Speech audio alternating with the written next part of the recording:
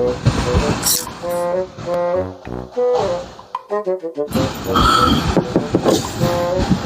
akan tanya macam mana nak start kereta Proton yang betul? Jom masuk dalam. Sebenarnya kak, senang je nak start kereta Smart Entry Proton ni. Tekan brake, push button, enjin hidup, masuk gear, akan jalan.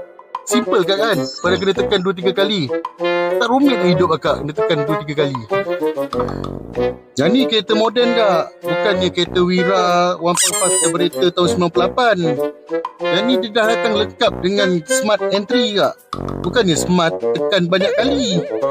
Jadi kepada yang bertanya, next time ingat, nak start kereta Proton, tekan brake, tekan button, jangan tekan banyak-banyak kali. Marah sini.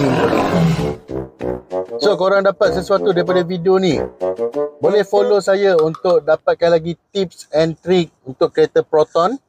Dan jangan lupa siapa-siapa yang berminat nak semak kelayakan ataupun nak memiliki sebiji kereta Proton baru, boleh tekan beg biru dekat bawah. Bulan ni rebate banyak, boleh trade in kereta lama korang.